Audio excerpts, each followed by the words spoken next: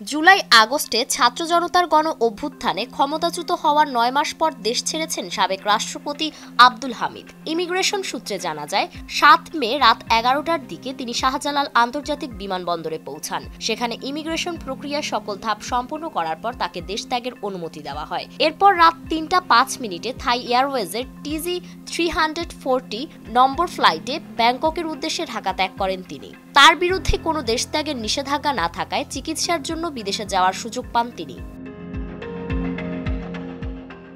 তবে এই দেশ ত্যাগকে ঘিরে তৈরি হয়েছে তীব্র বিতর্ক ও জনমনে অসন্তোষ। কারণ চলতি বছরের ১৪ই জানুয়ারি কিশোরগঞ্জ সদর থানায় দায়ের হওয়া একটি হত্যা মামলায় অন্যতম আসামি আব্দুল হামিদ। সাধারণ ফ্যানের দিন শেষ, আকিস ফ্যানে বাংলাদেশ। মামলার এজাহারে অভিযোগ করা হয় গণঅভ্যুত্থান দমনে তৎকালীন রাষ্ট্রপতি আব্দুল হামিদ, প্রধানমন্ত্রী শেখ হাসিনা, শেখ রেহানা সহ ১২৪ জন মিলে পরিকল্পিতভাবে সারা দেশে গণহত্যা চালান। তাদের নির্দেশে কিশোরগঞ্জেও আন্দোলন রুখে দেওয়ার চেষ্টা করা হয়। এই অবস্থায় একজন অভিযুক্তের দেশের বাইরে যাওয়ার সুযোগ পাওয়াকে কেন্দ্র করে সাধারণ মানুষ ক্ষুব্ধ প্রতিক্রিয়া দেখাচ্ছে। সোশ্যাল মিডিয়ায় এর তীব্র প্রতিফলন দেখা যাচ্ছে।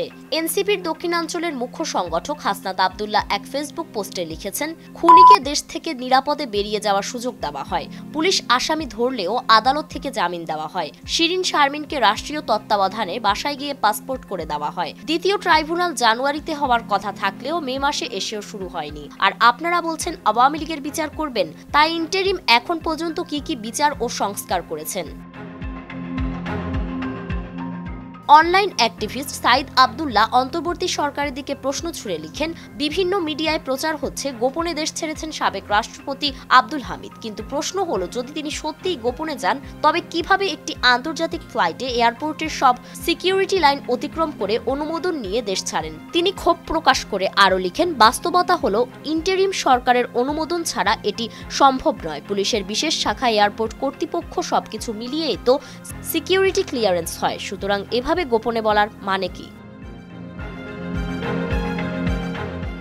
ফারিন রহমান প্রীতি, নয়া দিগন্ত।